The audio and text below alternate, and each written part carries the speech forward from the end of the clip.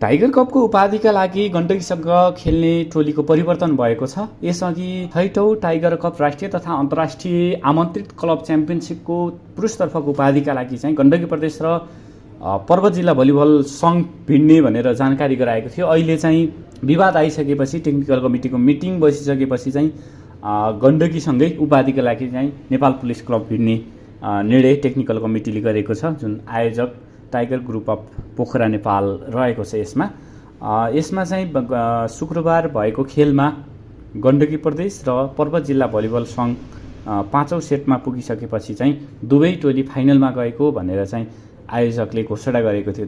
त्यति बेला पछि सेटको रेसियोको आधारमा चाहिँ पर्वत जिल्ला भलिबल सङ्घभन्दा नेपाल पुलिस क्लब अगाडि रहेका कारणले चाहिँ पुलिसले फाइनल खेल्ने पक्का भएको हो। अब उपाधिका लागि गण्डकी प्रदेश र नेपाल पुलिस क्लबले भिड्नेछन्। नेपाल पुलिस क्लब र पर्वत जिल्ला भलिबल सङ्घ बीच चाहिँ समान 10 अङ्क रहेको थियो।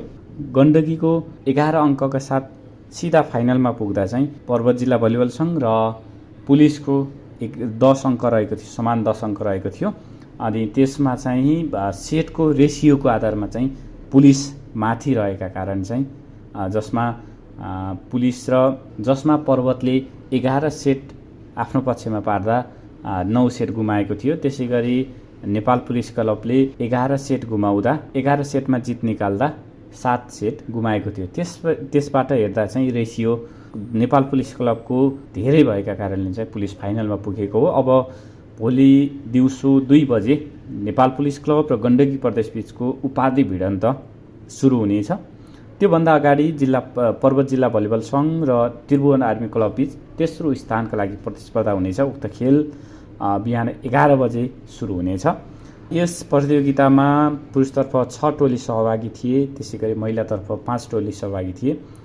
महिलातर्फको उपाधि न्यू डायमन्ड स्पोर्ट्स एकाडेमीले जितिसकेको छ भने पुरुषतर्फको उपाधिका लागि नेपाल पुलिस क्लब र गण्डकी प्रदेश भोलि भिड्नेछन्। यसको विजेताले 6,66,666 रुपियाँ पाउनेछ। त्यस्तै उपविजेताले 3,66,666 रुपियाँ र तेस्रो हुने टोलीले 2,06,666 रुपियाँ पाउनेछन्। उपाधि कसले जित्ला कमेन्ट गर्नुहोला।